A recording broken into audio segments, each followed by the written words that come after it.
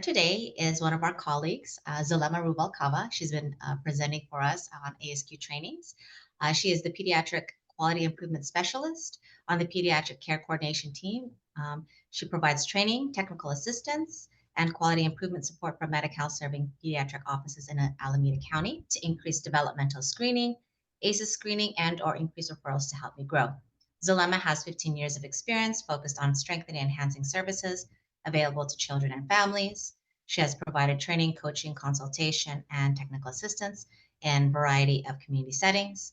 In most recent years, she has been the Developmental Screening Manager for Help Me Grow San Francisco Support for Families, which is a system of support for pregnant women, caregivers with new babies, and families with young children with developmental delays and disabilities. She has also worked for Interagency High-Risk Infancy Interagency Council as a special needs project program manager, a demonstration site project that introduces family-centered developmental screening in early childhood settings, and holds a Bachelor of Arts in English Literature from San Francisco State University. Please join me in welcoming Zulema Rubalcava. Thank you, everyone, and thank you, Catherine and Leah. I'm so excited to present this really amazing topic today. So today we're going to be talking about how to have difficult conversations with families, especially when there are concerns around child development.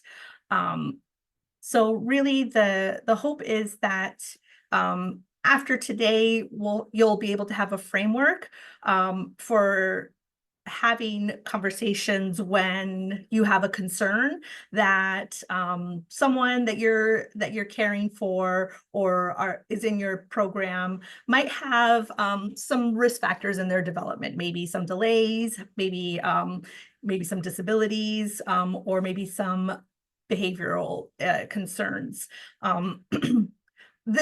This training came about because as you might have seen, I also provide the ASQ and ASQSE trainings, and those trainings are around using tools and questionnaires to identify risk factors in child development and to see if there are children who might be experiencing some of those delays. And as providers started to use these questionnaires and start to identify potential delays and potential risk factors, sharing those concerns with families became a little bit challenging or a little bit harder. And so we developed this training sort of out of that. And this is really just a conversation, right? So hopefully after this, you'll know how to prepare to share those concerns or anyone who's part of that family structure. And also, when you are sharing concerns, we're hoping that after you go through this training, that you might understand the different ways that families might react and receive those concerns, right? Because for a lot of families, this might be the first time that somebody is mentioning this concern or is sharing observations around their child's development. And so that could have a big impact in how families receive and how they move forward with that information. Okay. So first off, what we want to do is we want to talk about sort of the foundation of working with families. And we really want to highlight that it is a collaboration, right? As providers, we bring certain strengths and certain challenges to the table. And as family members, they also bring strengths and challenges to the table. And while we're all sitting at that same table, we want to think about, sort of the middle of that road, which is collaboration. And to have a successful collaboration and partnership, there's a lot of things that happen, right? When we're all in a collaborative space.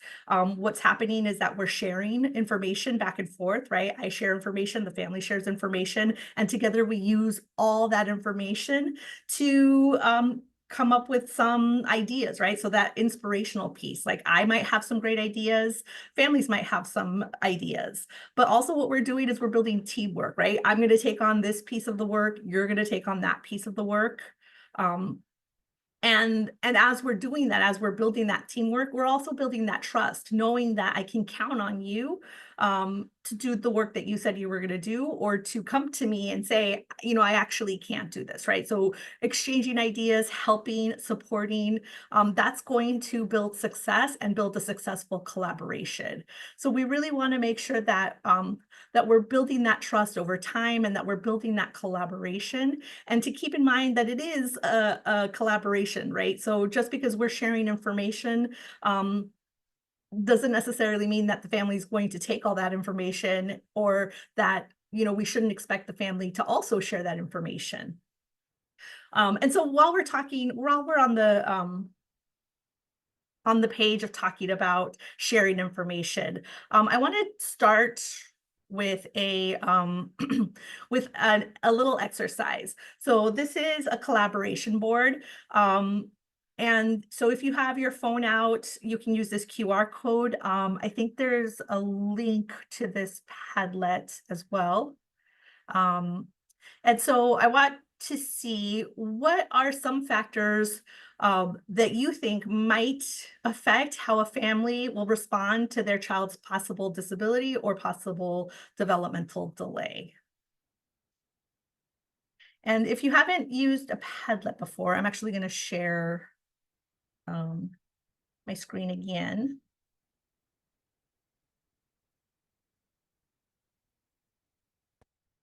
And now we're here.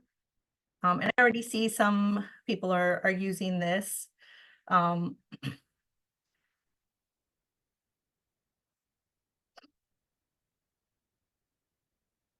So access to healthcare, the stigma, accepting, difficulty navigating insurance, money issues, the fear of being labeled,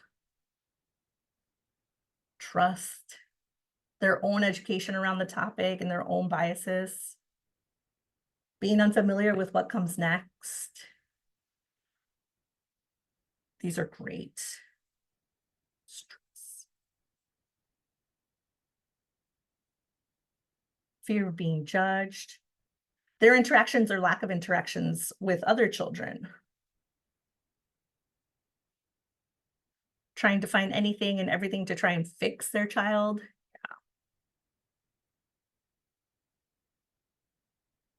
Family dynamics, feeling helpless. This is a good one, believing their own idea of what their child is going through. Not usually denial that anything is going on, in denial, judgment from others, denial, unable to take time off, right? These are great.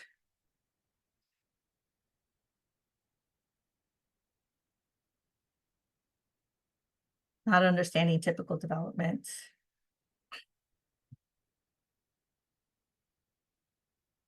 Perfect. Okay. Let me stop that share again and go here.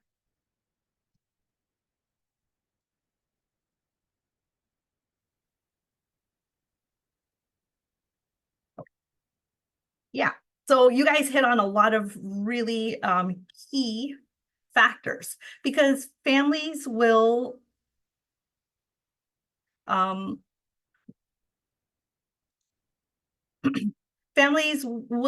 there's a lot of factors that could impact how a family receives that information, right? So some of you said a lot of these already, right? So the cultural beliefs around disability, the stigma around disability, the nature of the disability, right? Some disabilities or some delays are more visual, others are more internal. And so families, you might not know that the child has a delay or a disability. It goes along with the degree of severity and the level of difficulty in caring for that child. You know, was this child diagnosed at birth, or did the diagnosis or the delay happen a little bit later? The age of the parents, the resilience of every family member. This is other stuff, economic strain, health issues, the needs of the sibling, job security, a lot of delays, a lot of services that families might be eligible for only happen during the day. And a lot of families might not be able to leave or have time off work to get their child to those supports, right? And so that can really impact how they respond to some of those referrals for services. Um, family supports, right? Some families have more supportive communities. Others might be a little more isolated, and so that also goes around. There are some families that put not a higher value, but there's more of an expectation depending on firstborns, secondborns, babies, firstborn daughters, firstborn sons, all of that, right? All of that can impact. And then on top of all that, are these families, families who might have recently emigrated and maybe now they're having to adjust to a new culture, a new language, a new way of doing things, on top of the added stress of having a child with a delay or with a disability. So I want you to sort of keep these factors in mind, because what we're really trying to do is sort of establish all of these things that could be on top of the concerns that you're sharing, right? So all of this can be going on for the family. One of the things that came up a couple of times is sort of the idea that families, when you share concerns, that families are in denial. And so I want to, so we're going to be doing this activity, this reflecting on denial, a couple of different times, which is why you see sort of this part one. So if you have around you a little piece of paper or a pen, or if you have your phone, you can open up like the Notes app, because we're going to be taking this first piece and we're going to thread it throughout. And so it's really sort of a thread around this reflection on denial, because it is a really huge part of sharing concerns. So I want to just give you a little time right now in your place where you are to sort of sit and think and reflect on that, and on time when you or a colleague shared some challenging information or shared some observations around concerns, either developmentally or behaviorally, with a family, and that family didn't really receive that news the way that you maybe hoped it would go. And so you left that meeting thinking that family is in denial, right? So just jot down what the situation was, how you shared the concerns, and then what happened afterwards. So let's put that aside, just to have and keep it there. So we're going to come back to this in a little bit, but I want to talk a little bit about this idea of denial.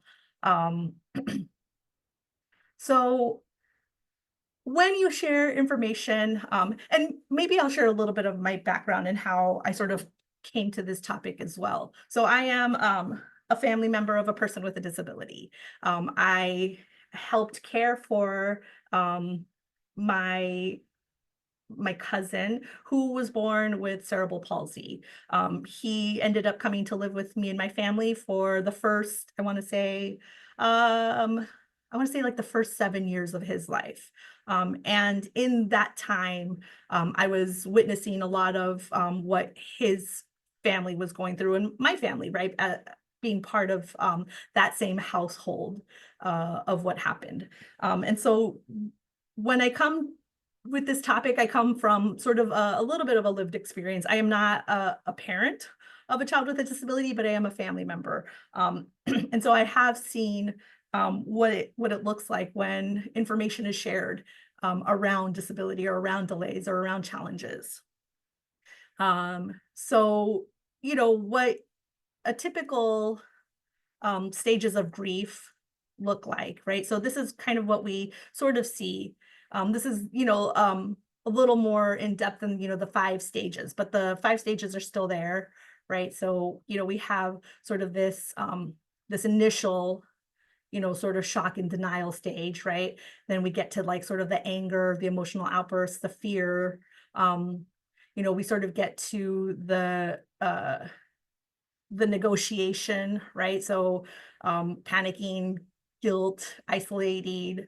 And then we start to sort of come out of all of these and start to head towards acceptance, right? So we might start to form new relationships. You know, we might get some people in our lives who are really helpful, who help us navigate systems. We might start getting some supports and some services. And so we're starting to see how that is helping, and how that is impacting, right? And so we start to get a little bit of hope. We start to say, okay, well, maybe this isn't so bad.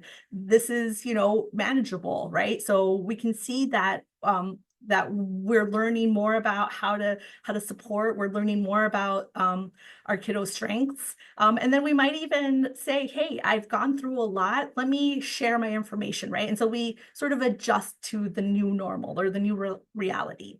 So this is kind of what you would imagine a family is going through.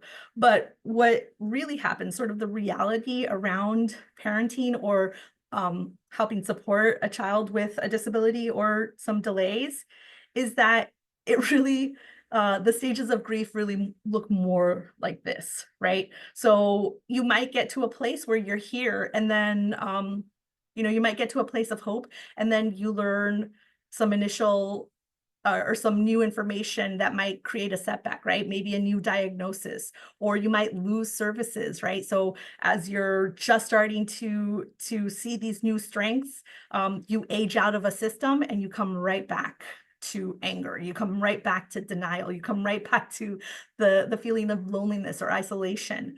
You know, so a lot of times you would think that, like, once you pass this initial shock, that you will get to the other side, but anything can really bring you right back here, right?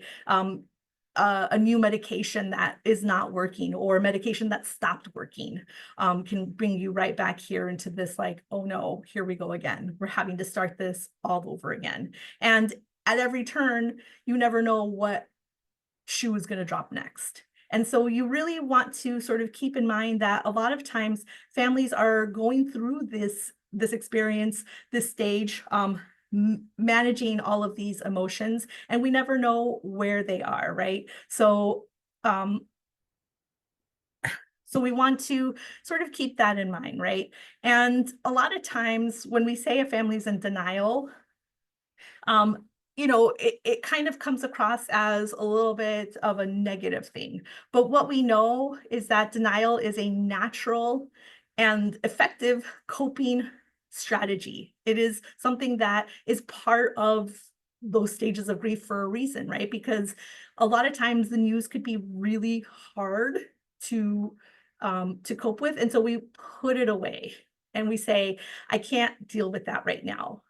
And so, yes, maybe I am in denial, but denial helps families, helps us to compartmentalize that really strong emotional reaction, and really just helps us focus in the moment so that we can put on our socks, put on our shoes, go to work, and function in this moment, so that I don't have to think about what you just shared with me, because everything else I need to really focus on. I can't focus on that right now. So denial is really that place where you just wish that whatever just happened hadn't happened or would all go away. So it really is something that families need in the moment to to just not have to deal with it. Um, it's often, when we say a family's in denial, it's often used with a negative description. It often feels very judgmental, because they're not reacting to the information the way that we wanted them to, right? We think we're sharing, and now they're mad at us, they're angry at us, or they're not following our advice, right? We have a lot of good information and we have a lot of resources that we want to share with them, because we think it's going to be helpful. And if they don't take that advice, we say, well, they're just in denial. Or maybe they have a different idea about what is happening, right? So we might say, we think this is happening because XYZ, and they might say, no, I don't think that's it. And so we say, well, that family's in denial, right? Their children behave this way because they're not doing all of these things at home the way that we ask them to. They're not putting in a routine the way we have at school. And so that's why when they come to school, they're behaving that way. And now they don't want to change their routine. They're in denial. Or maybe it's because they have different ideas about the timing of action. We might say early intervention is the way to go, right? So get those referral forms signed, because we need to connect them to the regional center right now so that they can get more assessment, so that they can get services. And the family might say, you know what, I don't know that I want to go that route. Let me talk to somebody else. And so we say, well, who are you going to talk to that's going to tell you something different? You're in denial. You're in denial of what your child's abilities are, your child's capabilities are. And so really, when we're saying a family is in denial, it's likely that we are the ones who are in denial. So it's not really the family that's in denial, it's us, because we're saying if only that family would sign the referral forms, get connected to help me grow, put a new routine in at school, do these activities at home, then that child wouldn't be our issue anymore, right? That child's behavior isn't our responsibility anymore. And so then our discomfort with the movement that we think should be happening, that isn't happening, that would disappear. So a lot of times when we say a family's in denial, it's because we're not giving them enough time to process. We're expecting them to follow only our plan. And so really it looks more like we're in denial, because we think that if they did that, if only they did that, then this wouldn't be happening. And that's often not the case for what's going on with a family. And so I want to start to rethink this idea of families who are in denial. And I want to start also thinking about how we approach conversations with families who might actually be in denial for a very good reason, for their own coping mechanisms. And so how do we continue with a family who maybe isn't on the same page? So I want to think a little bit about how to sort of shift into empathy and the power of empathy, and how do we approach situations when people are going through really challenging situations. I want to share this video. It talks a little bit about what it looks like to lead with empathy.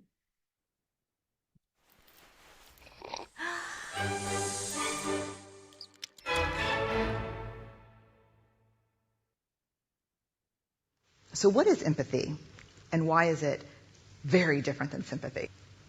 Empathy fuels connection. Sympathy drives disconnection. Empathy, it's very interesting. Teresa Wiseman is a nursing scholar who studied professions, very diverse professions where empathy is relevant, and came up with 4 qualities of empathy. Perspective taking, the ability to take the perspective of another person or recognize their perspective as their truth. Staying out of judgment, not easy when you enjoy it as much as most of us do. Recognizing emotion in other people and then communicating that. Empathy is feeling with people. And to me, I always think of empathy as this kind of sacred space when someone's kind of in a deep hole and they shout out from the bottom and they say, I'm stuck, it's dark, I'm overwhelmed. And then we look and we say, hey, you climb down. I know what it's like down here, and you're not alone. Sympathy is, ooh, it's bad, no, you want a sandwich? Empathy is a choice, and it's a vulnerable choice, because in order to connect with you, I have to connect with something in myself that knows that feeling. Rarely, if ever, does an empathic response begin with at least. Yeah. And we do it all the time. Because you know what? Someone just shared something with us that's incredibly painful, and we're trying to silver lining it. I don't think that's a verb, but I'm using it as one. We're trying to put the silver lining around it. So, I had a miscarriage. Oh, at least you know you can get pregnant. I think my marriage is falling apart. at least you have a marriage. John's getting kicked out of school. At least Sarah is an A student. But one of the things we do sometimes in the face of very difficult conversations is we try to make things better. If I share something with you that's very difficult, I don't even know what to say right now. I'm just so glad you told me. Because the truth is, rarely in a response makes something better. What makes something better is connection.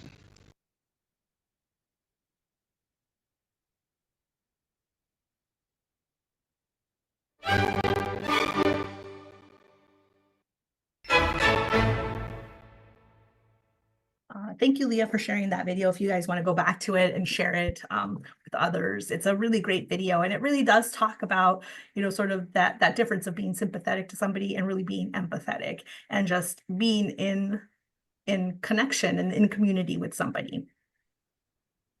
Okay. Okay.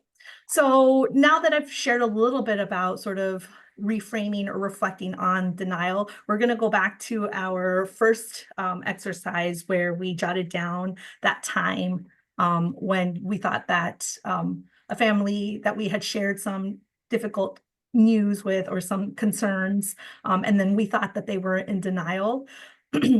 Now that, we've talked about the stages of grief, we talked about other factors that could impact, let's go back and think about what maybe the family might have been doing to adapt to that information that was shared.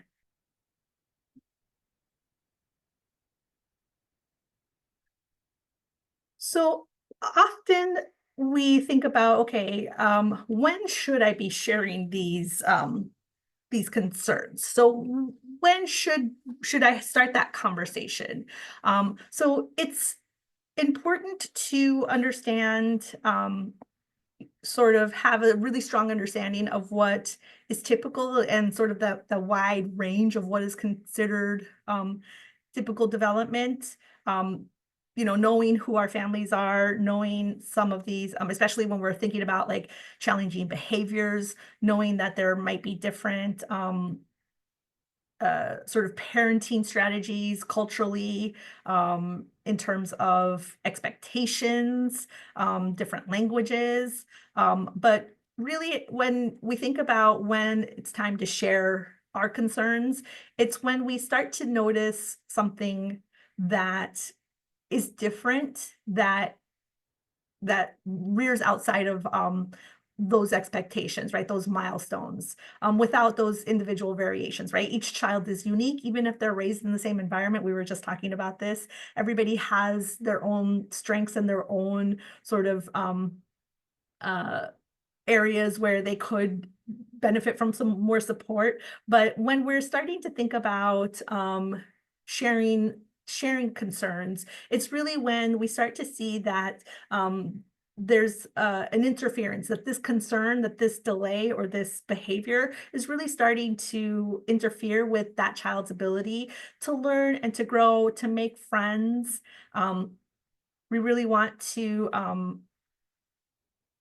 do a lot of pre-work before sharing this information, right? We want to make sure that we're documenting, that we're really trying out some interventions before we start to say, okay, well, if we can intervene here and it's starting to be effective, then maybe, we might want to share, but in a different time, right? But what happens is that often we're working and it's not being effective, right? So if our observations and the work that we do on a day-to-day basis isn't meeting that child's needs, or you might think, what, this is something that's above what I can do or from my own knowledge, right? I need somebody else to I need a different opinion. I need somebody else. Then maybe that, I might need more information. I might need a more assessment.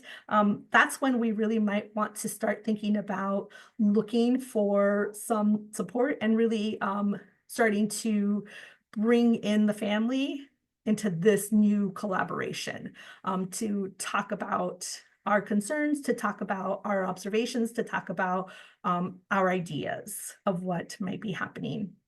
or what we might need.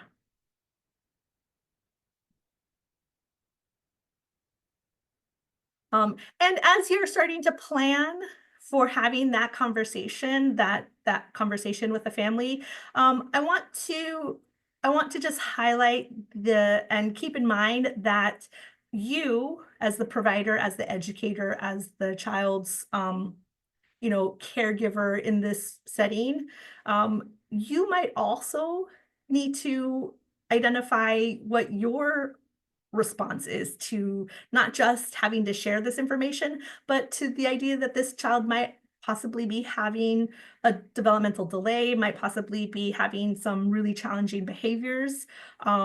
This can impact your own response, right? You might be concerned about that child's development, that child's behavior, and you are probably also having an emotional response, right? You might feel sad, you might feel nervous, you might be worried about what that means for this child in itself. You might also be worried that, you're not the best person to be helping, right? That maybe this child's needs are above what you can do for them in this moment, at this time, in your center, in your agency. And that might also bring up some concerns about, why isn't the family doing more, right? You might be frustrated and saying, I'm doing a lot of this work, right? I've been putting in, long days and long hours trying to support, and it's not going anywhere. So why isn't this family doing something? So this can bring about also how you are bringing that response to this conversation. So it's really important for you to sort of sit with your feelings as well before you have that conversation. We want to make sure that you get to know your own feelings before you have a conversation. It's important and can be helpful to think about, what is this bringing up for me? Emotionally, right? I know that because of, sort of the experience that I bring in, anytime I have to share concerns, I always think about, what did that feel like? Maybe you yourself are a family member or a person or a parent who has a child with a disability, or maybe, you have never done that and you don't know what that feels like. So maybe that brings up something different. If you haven't, you might want to, if you've never shared concerns with a family member before, you might want to practice, right? You might want to talk with somebody and say, hey, I'm really nervous about this. I'm afraid that I'm going to say the wrong thing. I'm afraid that they're going to react this way and I'm not going to know what to do. But it's important to keep in mind that if you're going to have that conversation, that you do sort of a little gut check first, right? And say, okay, what is this that I'm feeling? Because understanding that feeling, knowing what it's bringing up emotionally for you, can keep those feelings from interfering with your conversation, right? If you go in nervous and the family reacts in a different way, and that those nerves make you seem closed off, that can impact how that trust between you and the family gets impacted, right? Or if you react emotionally, right? If the family says no, that can impact the trust, right? That can break that foundation. And it's also, you might also feel like your concern is being shared with the family, and you might be really, really worried, and that might in turn worry the family even more, right? So your own fears and your own frustrations or your own feelings might not be actually what's going on, right? So we want to make sure that we're not that our feelings aren't getting in the way of that conversation, that we're taking the time to explore our feelings, explore our own emotional response. And it's okay to have those feelings, but just to not bring them into the conversation, right? So to be prepared to be as factual, as specific, and as calm as we can. And so that's why we always say, let's talk with somebody first about what we're going to share, so that we can process our own feelings and our own emotions about the situation, and not process with the family while they're also trying to process.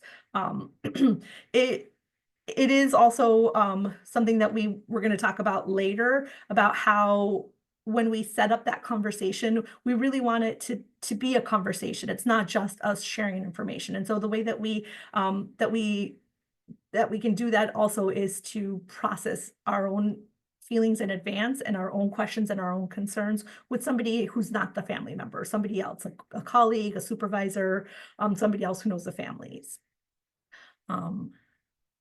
And, all of the things that go on in setting up that conversation, we're going to make sure that it's in a private setting. If we're sharing information with a trusted colleague, it's somebody who knows the family, or if they don't, it's somebody that, we can share details, but, let's try to keep the family's name confidential, all of that.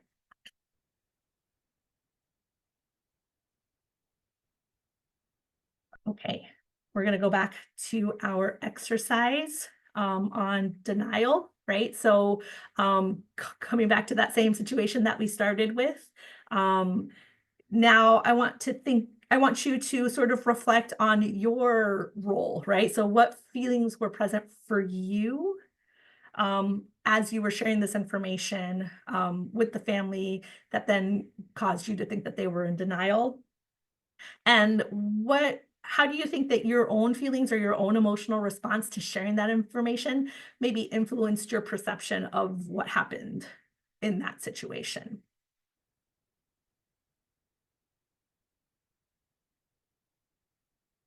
Okay. Okay. So as you might have noticed, we're putting a lot of emphasis on this idea about denial, because it really is what I found kind of the biggest barrier in having conversations is sort of fearing this idea of a family being in denial when we share concerns. And so I often tell the story about how I remember having a conversation with a person. So I used to work at an agency, a resource agency, where all the family members were they themselves parents of children with disabilities. And I remember having a conversation with one of the parents, and also my coworker and colleague, who was a social worker. And she had been a social worker before she had a child with a disability. And she was talking about this idea of denial, and, sort of from her perspective and from her recollections, she said, when the news was shared with me, I was one of those families that jumped 2 feet in and said, yes, give me all of the referrals, give me all of the supports, give me all of the services. I'm going to do everything, right? If you say I need this assessment, I'm going to take, my kiddo there tomorrow. But that her partner was a little more reluctant and was maybe, maybe a little slower to sign that referral form, to, take kiddo to appointments. And so, as the child got older and as they got, more in tune with, sort of the routine of having a child with a disability, she went back to her husband and she said, were you one of those families that was in denial? Were you in denial? And he said, no, I wasn't in denial. I was in hope. Right. And so that really blew my mind in terms of like sort of reframing denial. It's not that families are in denial, it's that they're in hope. They're in hope that this information might be different, right? And so we want to keep that in mind, that families who are in denial are possibly still in hope, right? So when you share information, the first thing that they're going to think about is like all of their hopes and dreams that they had when their child was born, right? They're going to be an astronaut. They're going to be the next president of the United States. That might shift when you say, they're having a hard time, sequencing, or their fine motor is a little bit off, or their gross motor is a little bit off. All of those hopes and dreams might start to feel a little shaky. And so we want to make sure that we're letting families still be in hope, right? That we're still saying, okay, we we're going to try to get there, right? If you think that they're going to be the next president, we're going to try to get there. And so we just kind of want to allow families to live in hope a little bit longer for their child's hopes and dreams. And we don't want to assign or make assumptions about their the reason why they're not moving forward, right? A lot of times we assume that families who don't move forward with our advice is because they don't care, or they're they don't understand, or they are not as educated as we are. All of that is judgmental, and that judgment, they can feel it when you're having conversations with them. So we don't want to make assumptions about why families are not moving forward with our advice, with our recommendations. We want to always try to come back to that shift, right? That reframing of denial. This one is a hard one for me, right? Patience, especially being somebody who was in early intervention, and always saying, the earlier we can support, the better the outcomes. But we need to give people time. We need to give families time to process and to find their own way through everything that we're sharing. And especially if it's something that is pretty hard to hear for them. But we know that time is a great opportunity. It's an opportunity to strengthen trust, because if we are giving families that time, they're going to appreciate it. They're going to say, oh, this is somebody who understands that I need this time and is not making me feel bad for taking it.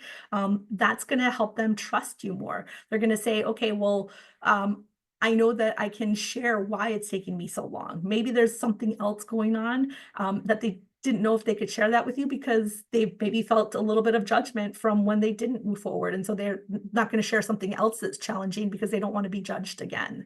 And so really think about the opportunities that time gives us, opportunities to continue to strengthen, to continue to support, to continue to allow families to do things in their own pace and at their own, in their own way and at their own pace.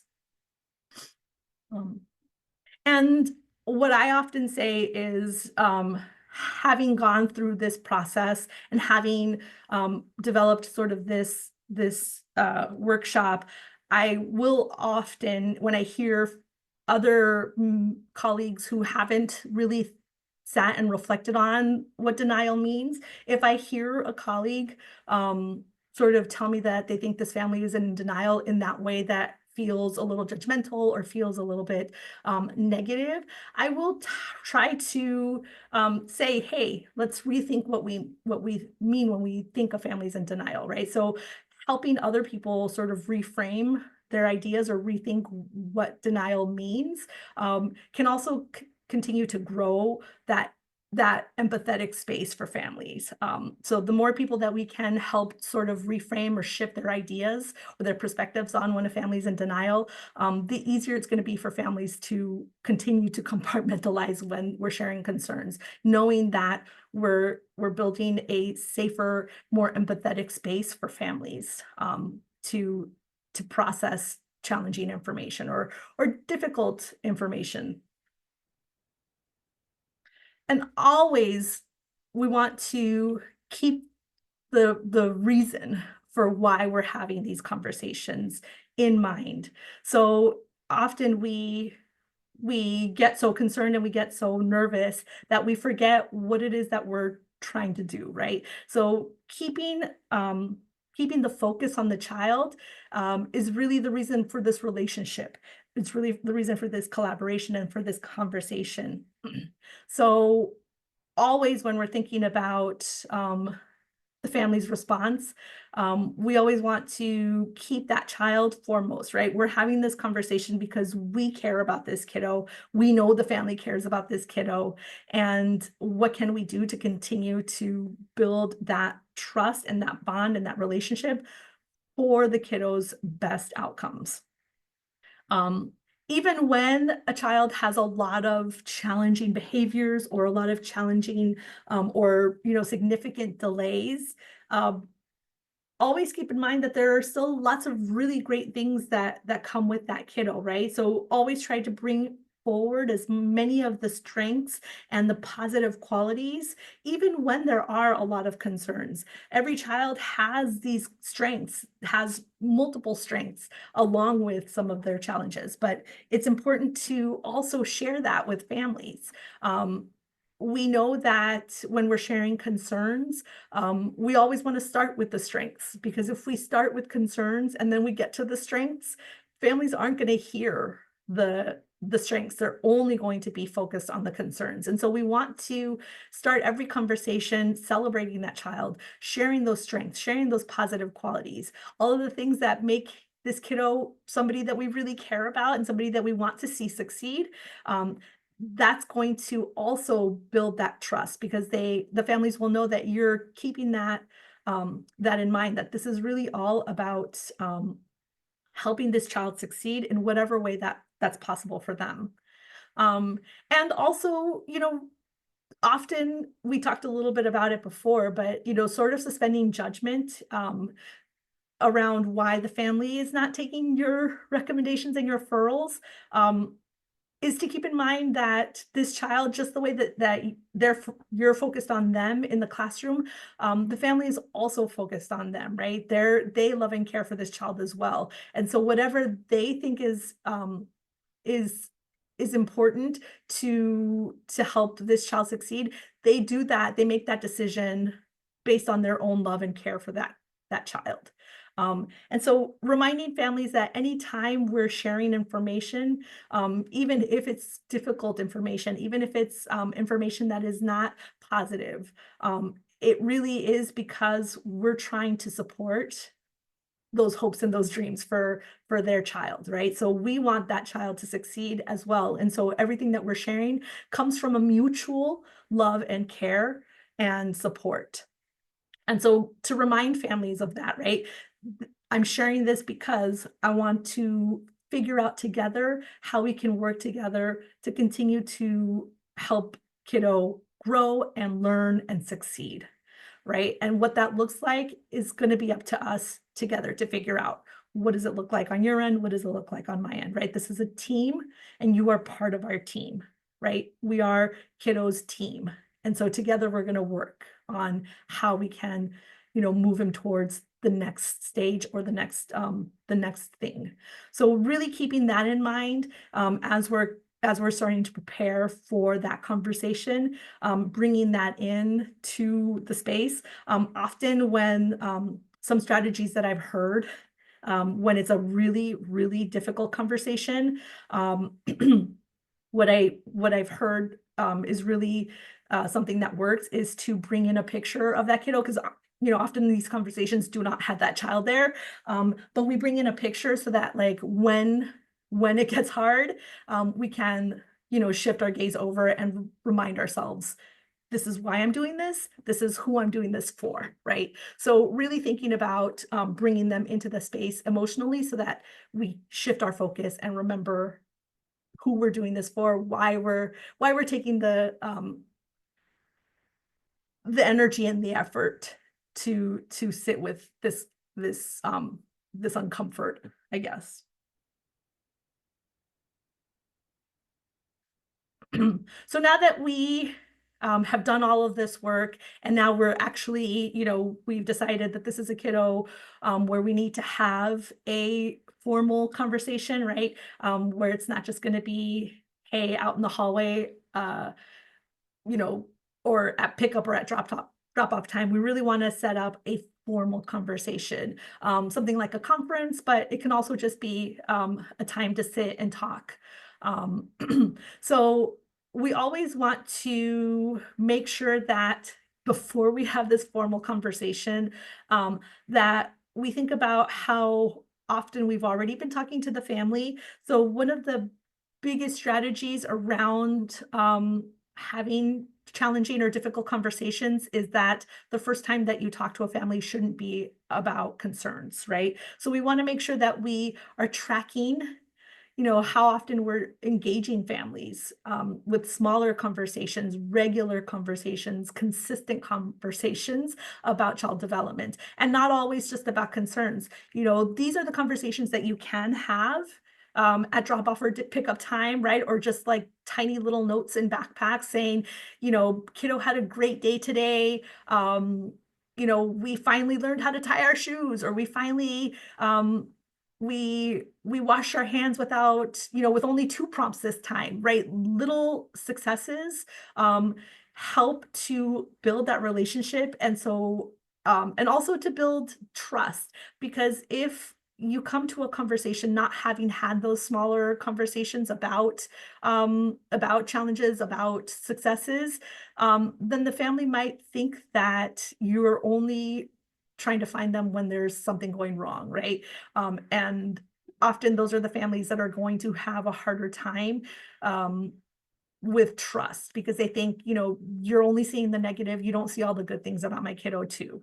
And so we really want to make sure that we're establishing those conversations even before we have this formal conversation to share some difficult information or some challenges.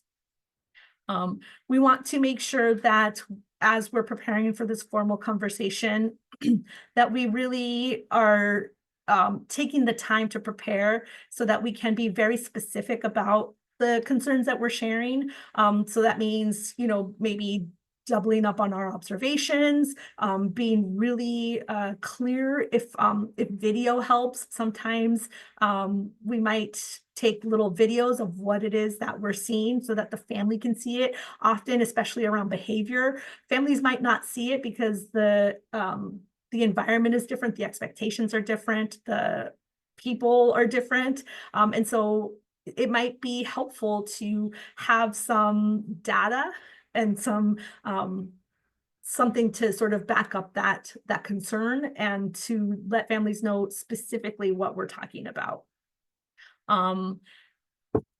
which is what I just said. So we want like specific behaviors, specific challenges, specific abilities. So we really want to make a plan about what it is that we're going to highlight in this conversation, right? We want to make sure that the conversation has structure. We want to make sure that we hit all of our points, and not just go into it sort of saying, well, let's see what happens if I share this, right? So we really want to think about what is it that we're trying to get out of this conversation, and how to sort of structure that with the data that we're bringing to this conversation. And already as sort of as that preparation happens, start thinking about what we might recommend, right? We might not get to those recommendations, and we'll talk about why, but it's always great to sort of be prepared. Thinking about, if we think that this is a kiddo who needs further assessment, think about all of those agencies that provide that assessment and have information on those agencies, have phone numbers, have referral forms printed out, if families are going to say, okay, well, what do we do next, right? So really having as much prepared in advance for that conversation can really help the conversation go a lot smoother. So once we've prepared, we really want to sort of then bring that conversation. Here we are at the table with the family, right? How do we start, right? We start by first asking the family how they see their child's development. This is going to be crucial, right? I'm not going to start the conversation. I'm going to ask the family to start the conversation. Where do you think your child is, right? How do you see your child's development? What do you see as their strengths? What do you see as things that they're working on? What do you see as things that they could have more support in, right? So really seeing and listening to gain an understanding of how the family sees their child will inform your understanding of how to share that concern, right? Often families don't see other children, so they might only see their child and say, everything's great, right? This is going great. We're so excited that he's in your center. He's learning so much. We've seen such growth, right? And so they might be coming into this conversation saying, oh, we're going to have, a conversation about how great things are going. And if that's what's happening, and now you're about to share concerns, that's going to be a big impact for them, right? Families are coming in saying everything's great, and you're about to share a big concern. You can already start to prepare for that. So really having them start that conversation can sort of help you in terms of like what to expect as a response.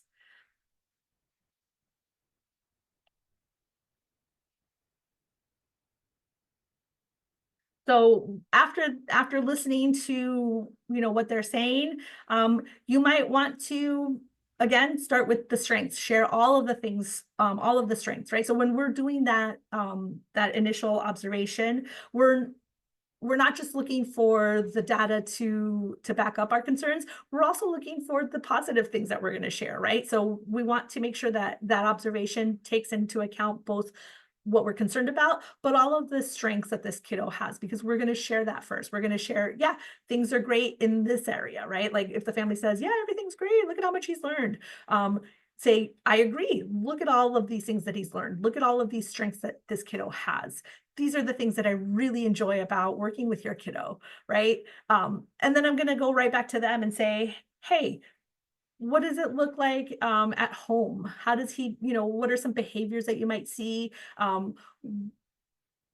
What is a typical day? What does it look like, right? So again, we're going to try to get more information from them so that we can gauge how to continue the sharing our concerns, right? If the family says, oh, he's an angel, you wouldn't believe how helpful he is. She is such a good helper. She always follows rules and always is exceeding our expectations. Meanwhile, in the classroom, that is not the behavior that you're seeing, right? Again, that's going to help you calibrate the conversation. So really, we want to make sure that this is a conversation. It's not just a one-way street. Conversations are reciprocal sharing of information. And so we want to, again, listen for context and listen for understanding, really active listening. And we'll talk a little bit more about that. So, so we're going to invite families to share what they're also concerned about, right? Before I even have shared any of my concerns, I'm going to ask, do you have any concerns about anything that you're seeing in your child, right? If we've done an ASQ and ASQSE and they haven't listed any concerns on either of them, we can share that and say, well, it doesn't look like you have shared any concerns on these tools, but has anything else occurred? Is there anything else that you haven't shared with me already that you want to ask me questions about or share information or get some understanding from me, right? So we really want to invite families to share their concerns first, because it could be that even after asking everything's great, right? Or even after asking and family has shared everything is great, they might be sort of tentative in this conversation, right? They might be nervous. They might be coming into this conversation nervous about what you're going to share. And so, once you say, once you've started with all of the strengths and all of the positive qualities, and you come to this point of saying, okay, well, are you concerned about anything? They might say, oh, okay, so they're asking me my concerns. Maybe I can share, well, now that you mention it, right? Even though they're exceeding our expectations at home, we do see a little bit of, rebellious natures sometimes, right? And that's an opening. That's an opening for you to say, well, now that you mention it, here's some of the things that we've noticed, right? And so we really do want to make it a conversation where it doesn't feel too one-sided with just us sharing concerns.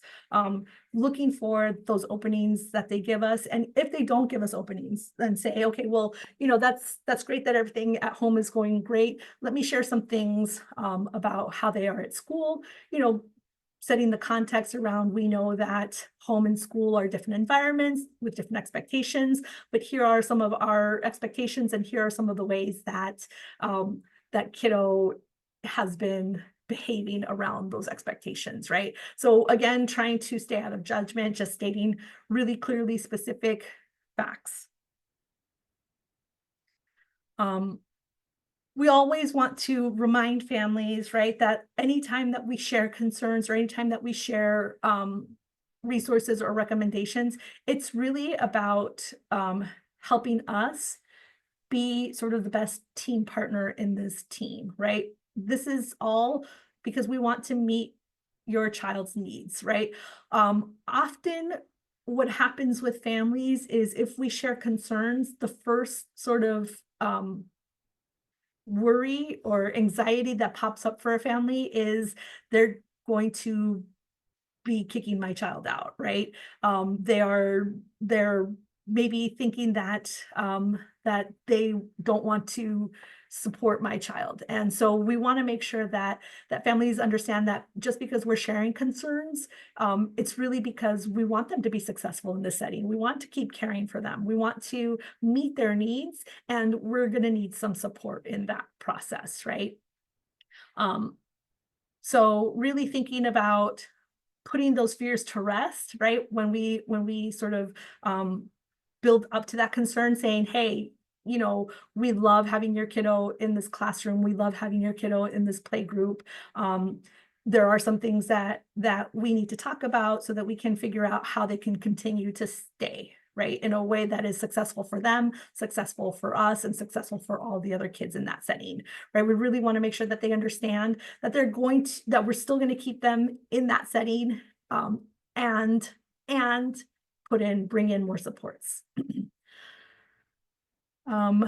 Again, sort of as we're sharing concerns, sort of reflect on what they've already shared, right? So sort of being able to calibrate sort of the degree of what we share if we know that the family doesn't see those concerns, right? So then again, we can be more sensitive when sharing our concerns. But if they've given us the opening, if they are seeing the same concerns, then we can be a little more forthright, right? We don't have to tiptoe around it a little bit more because they've already given us that opening. So again, having the family open the conversation with those questions really does allow you to be more successful sharing concerns, instead of just starting with the concerns that you want to share. And then when we're sharing the concerns, again, we want to be, you know, we want to be clear about it. We want to be specific about it. We want to give concrete examples, share our videos that we've seen, especially around behaviors, right? They might not be seeing the behaviors, right? This might be the first time they've ever seen their child do something like that, right? They might, you know, they might not understand when you're saying, you know, kiddo tends to bite when frustrated because maybe at home there's nobody else to bite, right? And so having a video of kiddo being frustrated and then biting might really open up their eyes and say, oh, I've never seen kiddo do that. What is going on, right? And so that might then be like, oh, okay, I see what you're saying. And then again, or they might say, oh, well, you know, we'll get there. Okay. Sorry, I'm jumping forward. But again, we want to be concrete. We want to stay out of judgment, right? We don't want to assign any, you know, any, like, you know, he bites because he doesn't like this kid, right? We don't know. We don't know. And so we want to just say, this is what is happening. And very, very important, right? I sometimes hear this a lot.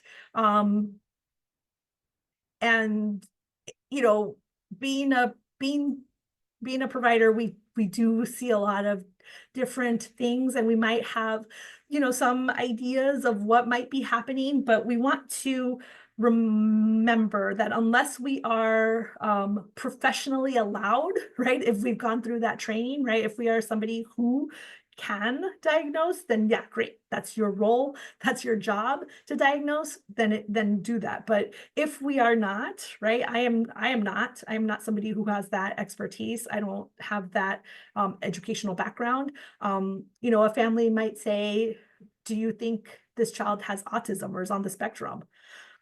You know, I might have worked with a lot of children on the spectrum, and I might be seeing a lot of similarities, but again, I don't know. I'm not diagnose people. So I don't want to label, I don't want to diagnose. I don't even want to say, well, it looks like it could be, right? That's not my job. I can only say, this is what I'm seeing. This is what I'm concerned about. If you're concerned about that, let's connect you to somebody who can give you more information, somebody who can diagnose, somebody who has that, that capability, who has that, that credential. I do not. So we really want to be, we really want to stay away from saying, oh, that kid is, got so much ADD, so much ADD, ADHD. I don't, unless I know that he does, or he's been diagnosed, or he or she has been diagnosed, then I, I'm not going to label it. Not my job, not my, not my background. And so we really want to make sure that we are, that we're just sharing concerns. And if family asks us about a specific diagnosis or a specific label, to connect them to somebody else who can do that and let them know, like, that's not my role here. My role here is just to think about how I can support in this setting.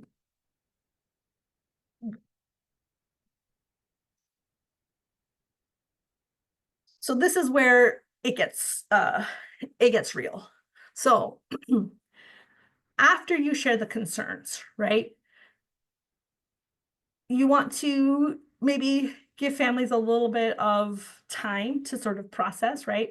You might have something that they can read or something that they can focus on, just to sort of give them some time. But you want to make sure that families know that even after all the concerns that I've shared, we're still here to find next steps, right? This conversation is not just to share, it's also to brainstorm, right? So we're going to think about what next.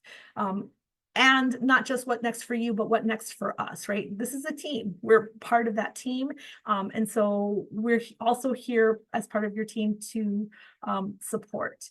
Often a family might say, well, now that you've shared all this, all these concerns, you're not going to want to continue to work with my child, or you're not going to, care for my child as much as I care for my child, because all you see is like the concerns, right? So knowing that you're still part of that team, that you're still wanting to support in that environment, might help families be less hesitant to seek outside help, right? Because if you're only saying, here, go here, right? They might feel that as a rejection, like, oh, you're punting this problem, you're punting this kiddo off of your plate and onto mine. But letting them know and assuring them that, no, this kiddo is still very much on my plate, but I also need help, right? Just like you as a family need help, I need help. And so together, we're bringing in instead of punting out, right? We're inviting more people in to be part of our team, and we're still the main team. So reframing it that way can sometimes really help families be less hesitant, right? And feel less rejected, or feel like, you're not part of my team anymore because of all of these concerns.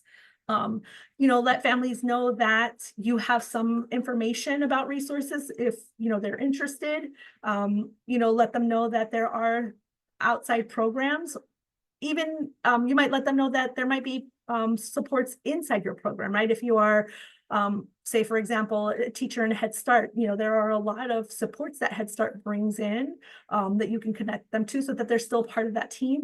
You might say, there are other resources that could potentially help us, right? So again, we're inviting team members into our team, and we're not punting you out. So really letting families know these are all of the options.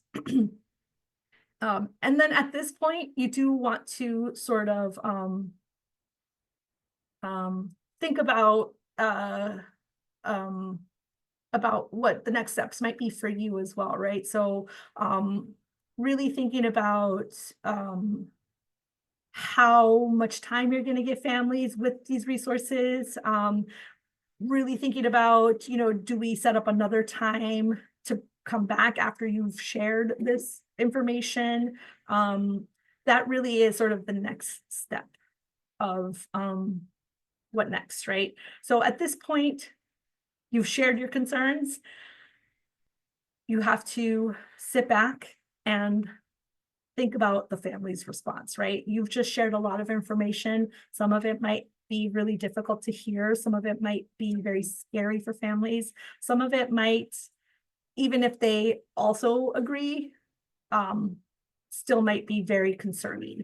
And so you want to wait patiently, right? Give that family some space and time to process, right? We always want to let families know that they are the lead team member, right? So they are going to take the lead and we're going to be alongside, right? We're not going to be the ones leading this train, but we are definitely the caboose to support, right? So they're going to determine the next steps. And families will either do one of two things.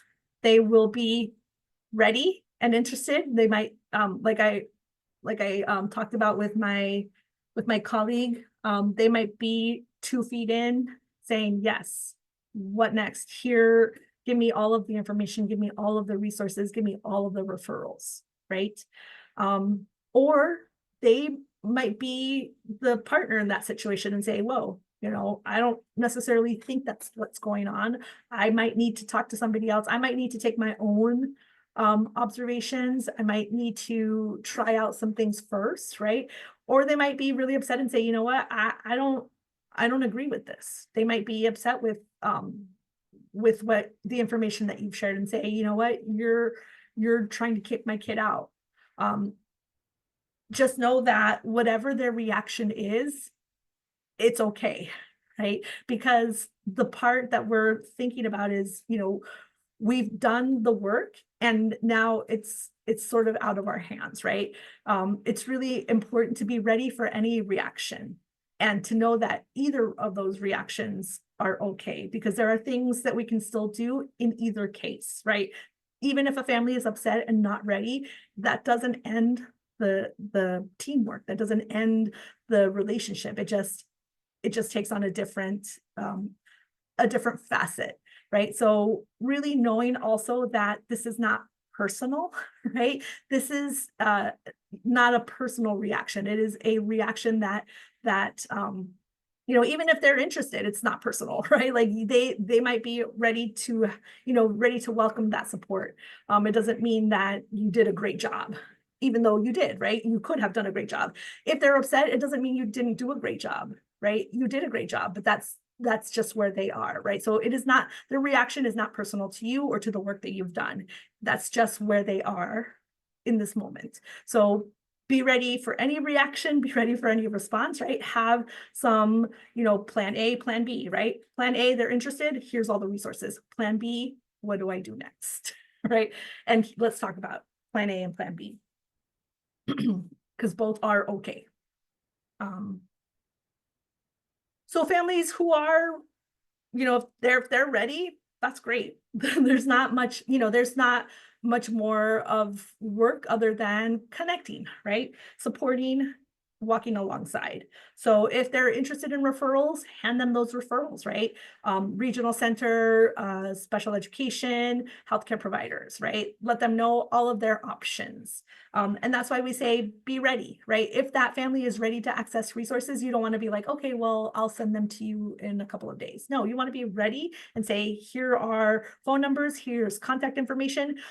Do you, you know, if you want me to do it for you, if that's something that you can offer to them, you know, let them know. Sign this form, right? This consent form, and I can have the agency call you directly, right? With Help Me Grow, you can sign a referral form, and Help Me Grow will call them. So the family doesn't even really have to do that much. So you can say, with your permission, I can give that directly to regional center and they'll call you. I can give this information directly to the school district and they'll call you. So these are, you want to be ready so that like we don't wait too long, right? That we jump in with those families who are ready to access resources, who are wanting to move forward with our recommendations, with our ideas, right?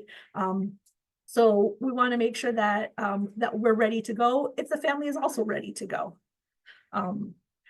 If they're not, that's also fine, right? That's okay.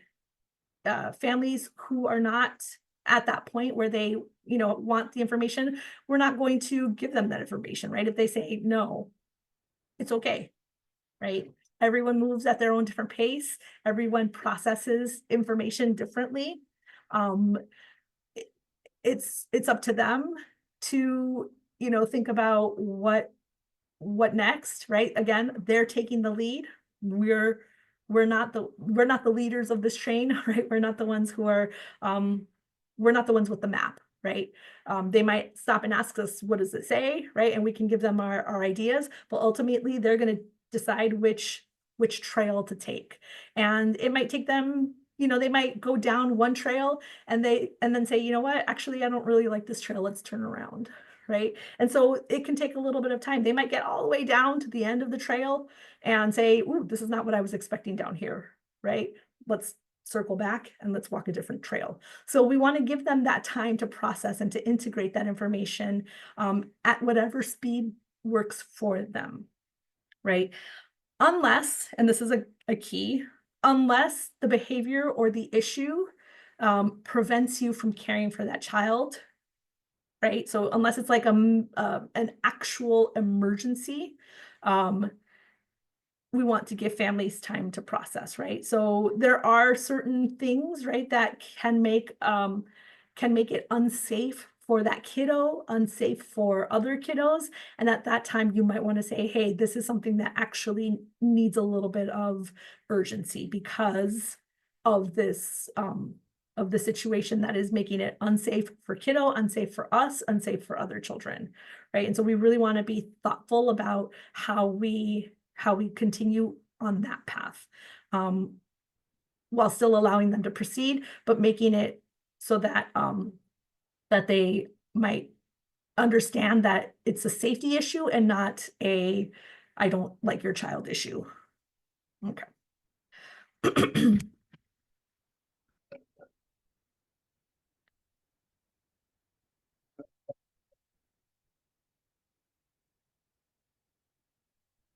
So again, if the family does not agree or appears to be upset with the information that you shared, this is something that if you started the way that I suggested with asking the family first, then this initial response might not be that surprising, right? So that first answer that the family gave will give you some clues about how they might react, right? If you saw them be, very upbeat and not have any concerns, sharing concerns could make a family upset, right? So it's something that you should have, some idea about that they might have reacted, right? So just like, just as we're prepared for kiddos to be in distress when we do, sometimes kiddos want to continue playing outside when it's time to come back inside, right? And that transition from inside to outside might cause them some distress. And, the way that we empathize with them and provide lots of structure for them can be parallel to how we approach situations with families, right? Knowing that families don't see the same concerns and how that might cause them distress when we share those concerns, we can sort of prepare with a lot of structure around, that transition from no concerns to concerns. And so really thinking about how we continue to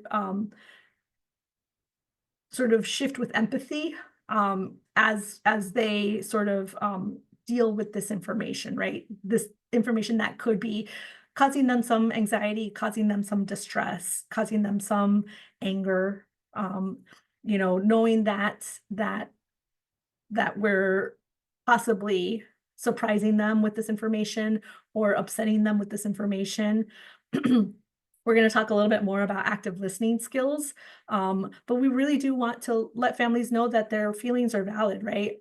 We want to make sure that families feel supported in being able to be upset. It takes a very strong, trusting relationship to be upset with somebody, right? Being upset is a very vulnerable spot, and knowing that I trust you to not, to be upset enough and know that it's not going to impact my relationship with you is a really great place to be, right? So letting families be upset and still letting them know that you're still going to support them, even though I've just upset you, right? I'm still here as a support is a really great way to continue to bolster and to build that foundational relationship with a family.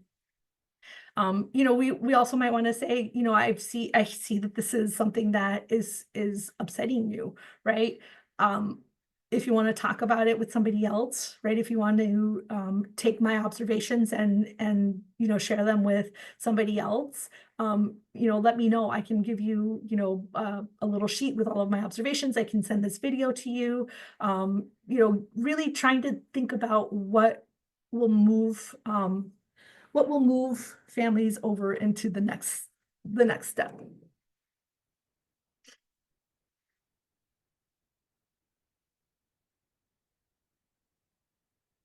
So when we're in this space now where a family is maybe less inclined to take our support, we really want to think about how do we continue to structure conversations. So this is a quote from Carl Rogers, who was an American psychologist.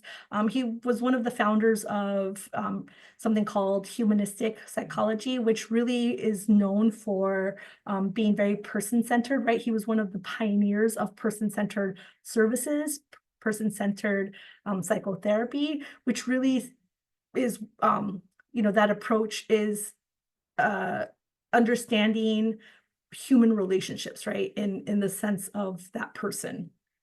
So he says, in my early professional years, I was asking the question, how can I treat or cure or change this person, right? So really thinking about the onus is on me. Now, as he developed his new sort of pioneering research, he switched into saying, now I would phrase the question this way: how can I provide a relationship with this person, which this person may use for their own personal growth? And so that's something that really sort of strikes me as shifting into empathy, right? It's not anything that I can say, anything that I can do that's going to change this person. It's really that relationship that I'm building that's going to let them feel safe enough to explore, safe enough to be upset, safe enough to say no, safe enough to come back and say, okay, tell me again, right? So really providing a relationship that family can use to grow their understanding, their knowledge, their abilities. So really thinking about what it is that I can do to build that relationship. So one of the things that we can do is to structure our conversation. And I'm going to give you sort of a model for what we call empathic communication skills, right? So empathic communication is what are those called? When there's an acronym? Yeah, the acronym is OARS: open-ended questions, affirmations, reflective listening, and then summarizing. And so when we are having conversations, this is sort of a good structure, right? Because this builds relationship in a way that allows families to sort of drive their own understanding, their own enlightenment, their own ideas, right? So really, we want to make sure that families are the ones who are doing most of the talking. So O in OARS is for open-ended questions. And the really great thing about open-ended questions is that it allows conversations to be more explorative. It allows conversations to really clarify purpose. It allows a deeper understanding of the situation. It really helps create that safe environment, build trust, build respect. It also allows us to gather more information because the other person is doing most of the talking, right? When you use an open-ended question, and an open-ended question is anything that can't be answered with just a simple yes or a no, right? So an open-ended question opens up the question. It allows for more in-depth situations. So it really helps gather that information and allow the other person to do most of the talking. And because of that, it also builds trust and respect, because it signals to people, oh, they're really interested in learning more about me, right? They want to know more. These types of questions allow for more to be there, right? If I just ask you a question that's yes or no, then you're not really getting to know me, because I can't elaborate on that, right? I'm somebody who's very chatty, and if you just ask me a yes or no question, I'm like, well, ask me more, right? I have so much more to share with you. Ask me in a different way. But if you only want the yes or no, then I don't think that you want to get to know me. And so really opening up questions helps to build that trust and that respect, because I feel like you want to get to know me. You're asking me questions that allow me to elaborate, that allow me to share, that allow me to really show you what I mean and what I want and who I am. Okay, so I have a list of questions, and I want you to put into the chat if you think this is an open-ended question. Oh, I see something already. Okay. Okay. What concerns do you have about how your baby is feeding?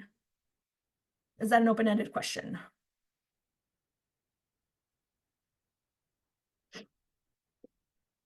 Yes. Yes, it is open. Perfect. Okay. Do you have any further questions? Is this an open-ended question?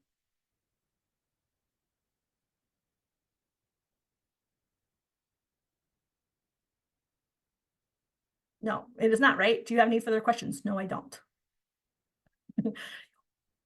No, I don't. Or yes, I do. Okay, now what? Now I have to ask another question. Okay, what are your further questions? So it's not an open-ended question. Why haven't you done that paperwork yet?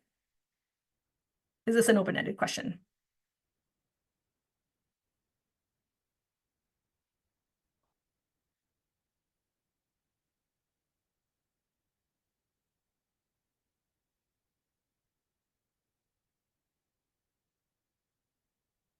Irma, I love this. Yes, it's an open question, but I would ask it more kindly.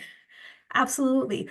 Why questions are open-ended, right? Why haven't you done that paperwork? Well, there's a lot of reasons why. I've been busy. I've been under, I don't have the right form. I lost the form, right? It's open. It's not a yes or a no, but it feels judgmental, doesn't it?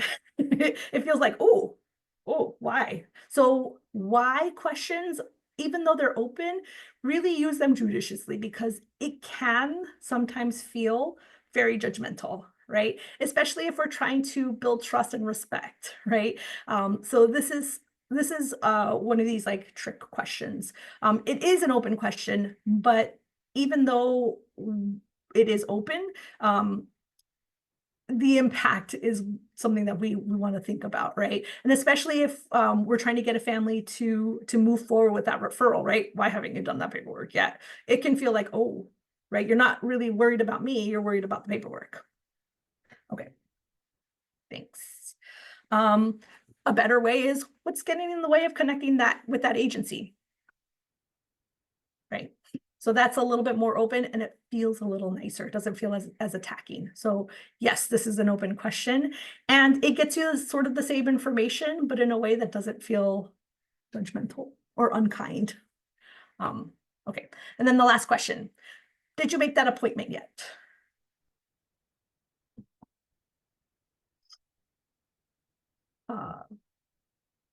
And you're right, that is not an open question. Okay, so what's, where's, how's, those are all going to allow you to open up your question. So this takes a little bit of practice. I am not somebody that's, I've been practicing open-ended questions for years, and I still sometimes will fall back into yes or no questions.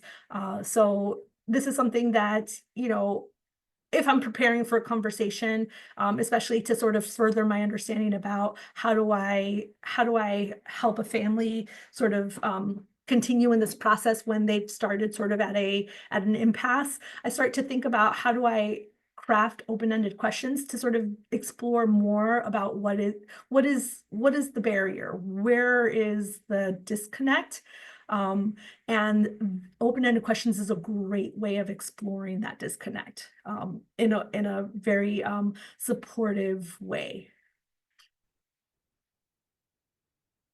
Oh, the last one. Can you tell me more? Can you tell me more is also another one of those trick questions. It feels open, but it's not, right? Can you tell me more? I can answer that with like, no, no, thank you. Or even if I say yes, I have to then get, okay, well, then tell me more, right? So if you take the can off and say, tell me more, that opens it up, right? Tell me more. It's not really a question, it's more of a statement, but you can use it to as you're opening the question and they say something, you can jump in and say, oh, tell me more about that. That's interesting, so like it continues to sort of open it further. So the A of the OR's empathic communication is affirming and highlighting strengths, right? So this is another strategy, just like, I don't know if a lot of you do affirmations in the morning, right? So part of some mindful practices is to do affirmations. And if you are somebody that does affirmations, you know how important they are, right? To sort of shift your energy, right? I am strong. Today is going to be a great day. Today, I'm going to have a lot of success, right? I am getting healthier every day. So we know how important affirming ourselves is, and we need to take that into conversations and affirm for families as well, right? So it is a direct statement of support that focuses on something specific, right? It is something that you can, that if they're sharing with you, you can affirm, right? You are, if the family's saying, I have a lot of a lot of other community members, right? I go to a church and I want to talk to them first, right? You can affirm that and say, you are clearly a very resourceful person, right? Just because I have some resources doesn't mean that you don't, right? Or that the resources that I'm sharing with you aren't the only ones that they're, right? So you can affirm that for them and say, yeah, you are clearly resourceful, right? So you might not need my resources. It shows appreciation and it demonstrates understanding. I know that you work 2 jobs and I appreciate that you were willing to meet with me today, right? It affirms and it shows appreciation and then it shows understanding. Like, I get that it's hard to meet with me. I get that you are somebody who's very busy and I appreciate the time. And it's always strength-based, right? To express and also to express their resilience, right? I know what I shared with you is hard, and I appreciate how hard you've worked on learning more about, the regional center. You have some really good ideas for how we might do this together, right? It took a lot of courage. So really affirming as they're sharing information with us shows that, and it builds, again, that trust. And it's so important for families to hear the strengths, right? That even just showing up to the meeting is important to affirm, right? It's hard. It took a lot of courage, especially since I shared so many concerns with you at the last meeting.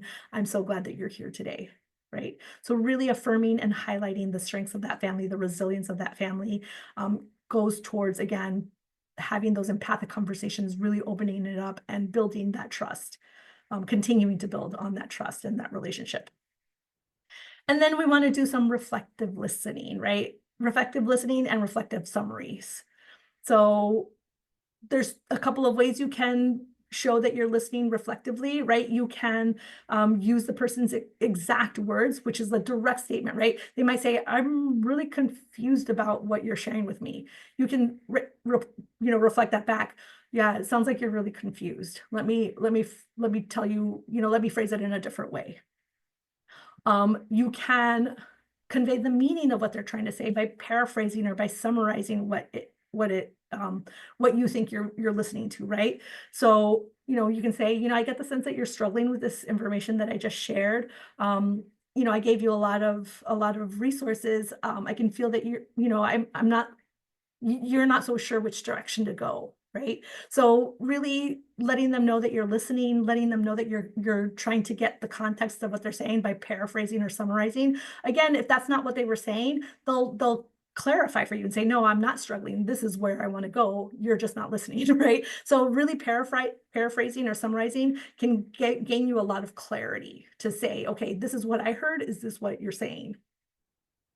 Or you can also try to guess, right? So describe the feeling or emotion, guess what they're feeling or what they're sharing with you. What is the emotion behind what they're sharing?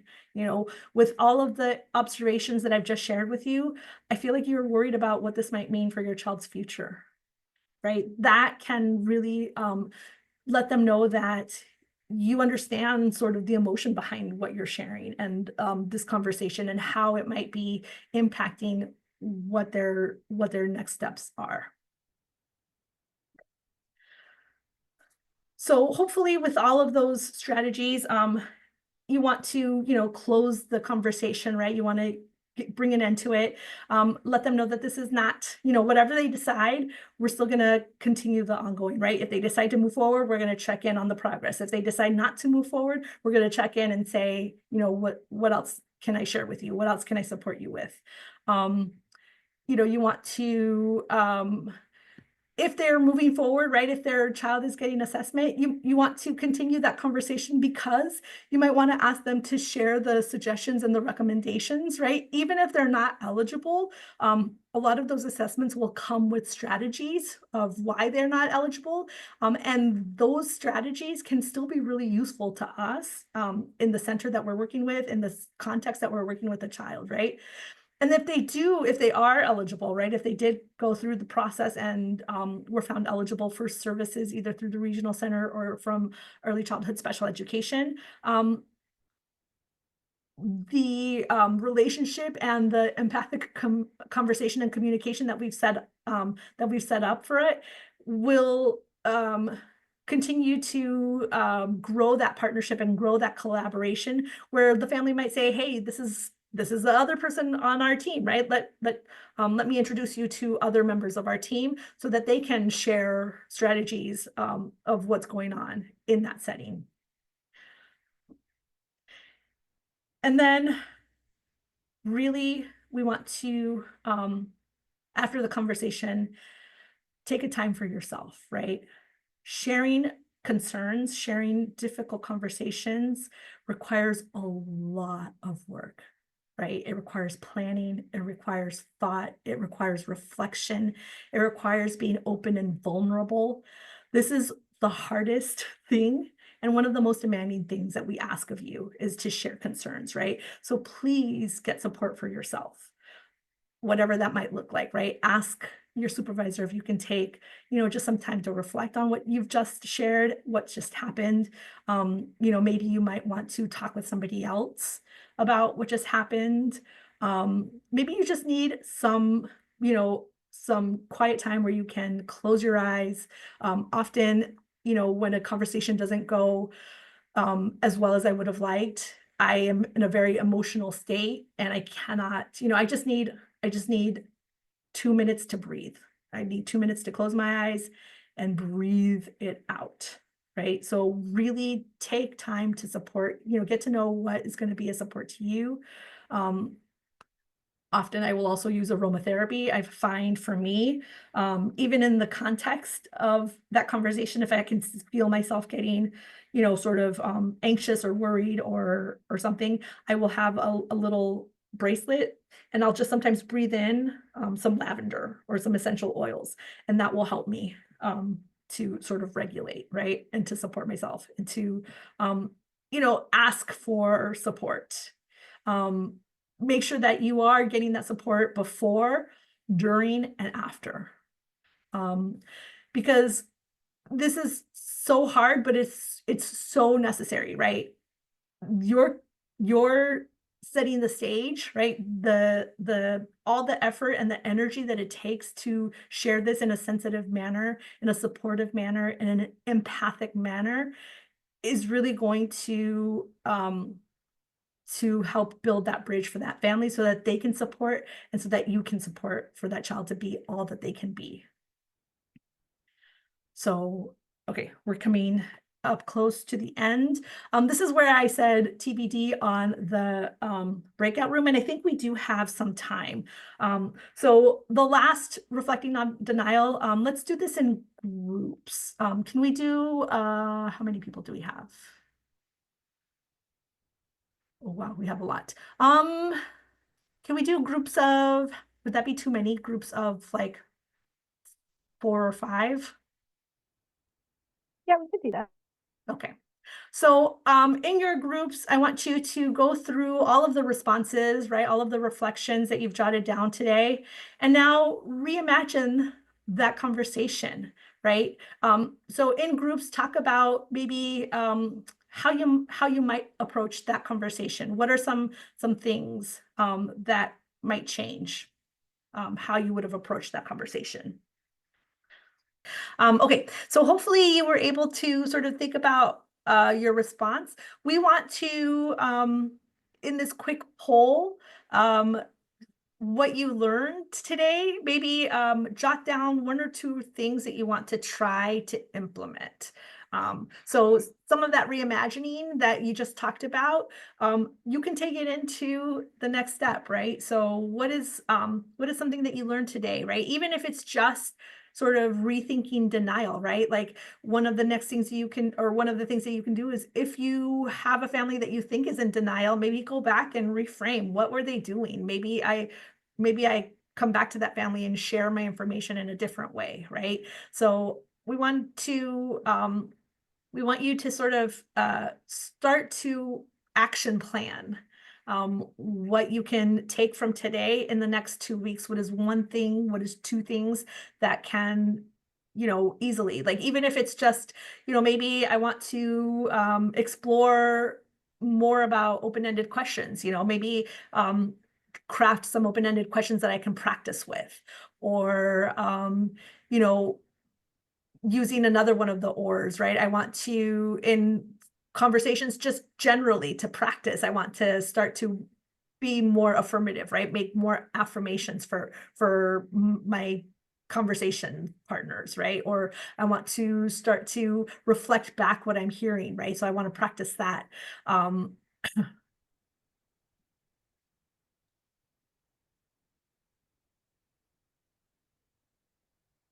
And while you're doing that, I'm going to talk a little bit, I know we're at time, but I want to just share some information about Help Me Grow.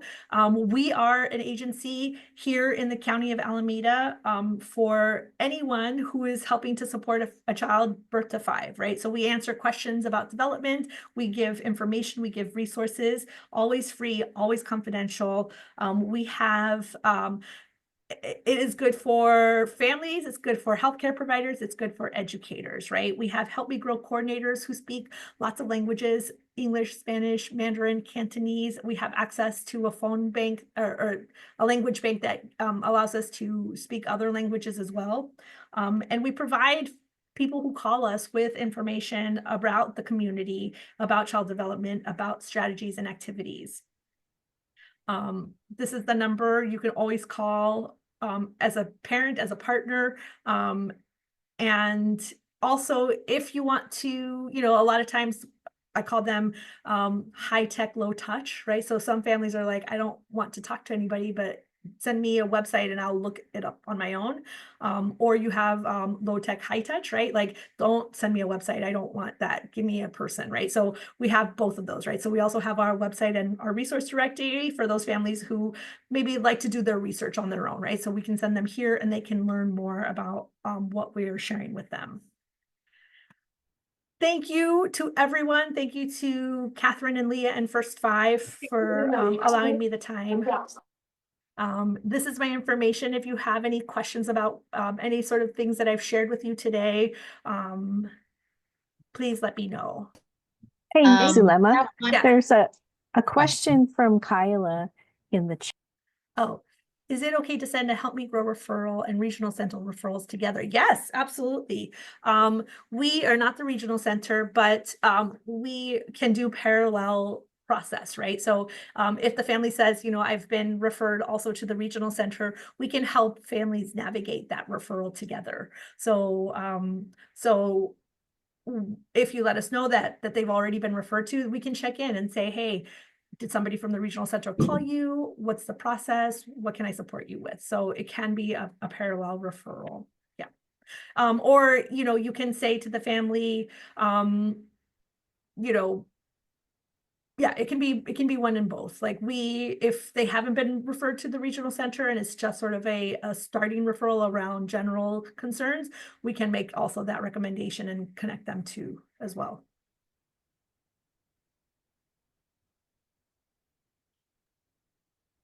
So I just want to take a moment to say thank you to Zulema for providing us with this wonderful presentation and engaging activities and the opportunity for folks to actually reflect on how to approach these kind of conversations. So we truly appreciate this opportunity.